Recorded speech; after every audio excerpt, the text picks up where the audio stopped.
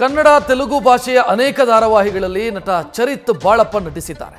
ಕನ್ನಡದ ಮುದ್ದುಲಕ್ಷ್ಮಿ ಸೀರಿಯಲ್ ಅಲ್ಲಿ ನಟಿಸಿ ಹೆಸರು ಕೂಡ ಮಾಡಿದ್ರು. ಆದರೆ ಕೆಲ ದಿನಗಳ ಹಿಂದೆ ಅವರ ಮೇಲೆ ಲೈಂಗಿಕ ಕಿರುಕುಳದ ಆರೋಪ ಕೇಳಿಬಂದಿತ್ತು. ಲೈಂಗಿಕ ಕಿರುಕುಳ ಆರೋಪದ ಬಗ್ಗೆ ನಟ ಚರಿತ್ ಬಾಳಪ್ಪ ಮಾತನಾಡಿದ್ದಾರೆ. ನನ್ನ ಮೇಲಿನ ಆರೋಪಗಳು ಶುದ್ಧ ಸುಳ್ಳು ಅಂತ ಹೇಳ್ಕೊಳ್ತಿದ್ದಾರೆ. ನನ್ನನ್ನು ಟ್ರ್ಯಾಪ್ ಮಾಡಿದ್ದಾರೆ, ನಾನು ಅಮಾಯಕ, ನಾನು ತಪ್ಪು ಮಾಡಿಲ್ಲ ಅಂತ ಚರಿತ್ ಬಾಳಪ್ಪ ಹೇಳ್ತಾ ಇದ್ದಾರೆ.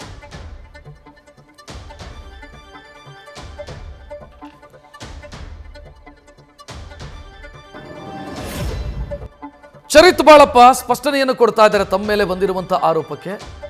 ಯಾಕೆ ಆ ಆರೋಪ ಬಂತು ಅನ್ನೋದಕ್ಕೆ ಅವರ ವರ್ಷನ್ ಹೇಳ್ತಾ ಇದ್ದಾರೆ, ಅವರ ಆಯೋಮ ಅವರು ಹೇಳ್ತಿದ್ದಾರೆ. ಚರಿತ್ ಬಾಳಪ್ಪ ಅವರ ಮೇಲೆ ಲೈಂಗಿಕ ಕಿರುಕುಳದ ಆರೋಪ ಕೇಳಿ ಬಂದಿತ್ತು.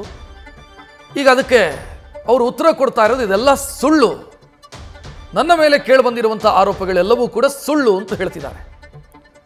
ಯಾರು ನನ್ನ ವಿರುದ್ಧ ಆರೋಪವನ್ನು ಮಾಡ್ತಾ ಇದ್ದಾರೋ ಆ ಸಂತ್ರಸ್ತೆ, ಆಕೆಯ ತಂಗಿ ಮದುವೆಗೆ ನಾನು ಸಹಾಯ ಮಾಡಿದ್ದೆ, ಅಂದ್ರೆ ಆರ್ಥಿಕ ಸಹಾಯ ಮಾಡಿದ್ದೆ, ದುಡ್ಡು ಕೊಟ್ಟಿದ್ದೆ. ಆ ದುಡ್ಡನ್ನು ವಾಪಸ್ ಕೊಡು ಅಂತ ಕೇಳಿದಾಗ ಆಕೆ ಗಲಾಟೆ ಶುರು ಮಾಡಿದ್ದಾಳೆ. ಆ ಸಂತ್ರಸ್ತೆಯ ಸ್ನೇಹಿತ ನನ್ನ ತಂದೆಯವರಿಗೂ ಕೂಡ ಧಮಕಿ ಹಾಕಿದ್ದ.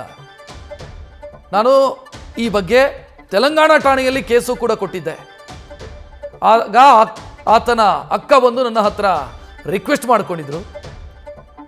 ಆ ಯುವಕನ ಅಂದ್ರೆ ಆ ಸಂತ್ರಸ್ತೆಯ ಸ್ನೇಹಿತನ ಅಕ್ಕನ ಮನವಿಯ ಮೇರೆಗೆ ನಾನು ಸುಮ್ಮನಾದೆ. ಬೆಂಗಳೂರಲ್ಲಿ ದೂರು ಕೊಟ್ಟಿದ್ದು ನನಗೆ ಗೊತ್ತೇ ಇರಲಿಲ್ಲ. ಅಂದರೆ ಮೊನ್ನೆ ದೂರು ಕೊಟ್ಟಿದ್ದಾರೆ, ಅದು ನನಗೆ ವಿಚಾರನೇ ಗೊತ್ತಿಲ್ಲ. ಇನ್ನದೊಂದು ವಿಡಿಯೋ ವೈರಲ್ ಆಗಿತ್ತು. ವೈರಲ್ ಆದ ವಿಡಿಯೋ ನನ್ನ ಪತ್ನಿ ಜೊತೆ ಜಗಳ ಆಗಿರೋದು. ಆ ವಿಡಿಯೋನ ಈಕೆ ಬೇರೆ ರೀತಿಯಲ್ಲಿ ಬಿಂಬಿಸ್ತಾ ಇದ್ದಾಳೆ. ನಾನು ಸುಮ್ಮನೆ ಇರಲ್ಲ, ಕಾನೂನಿನ ಮೂಲಕ ಹೋರಾಡ್ತೀನಿ, ಸುಮಾರು 10 ವರ್ಷ ಕಾಲ ಕಷ್ಟಪಟ್ಟು ನನ್ನ ಮೇಲೆ ಬಂದಿದ್ದೀನಿ, ಯಾರೂ ಕೂಡ ನನ್ನ ಬಗ್ಗೆ ಈ ರೀತಿಯಲ್ಲಿ ಆರೋಪ ಮಾಡಿಲ್ಲ.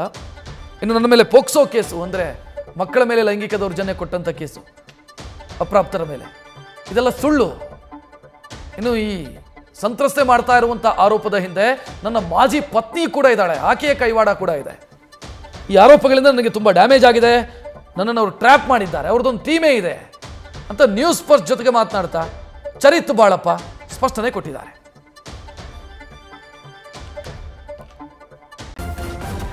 ನ್ಯೂಸ್ ಫಸ್ಟ್ ನಿರ್ಭೀತಿಯಿಂದ ನಿಮ್ಮ ಪರವಾಗಿ.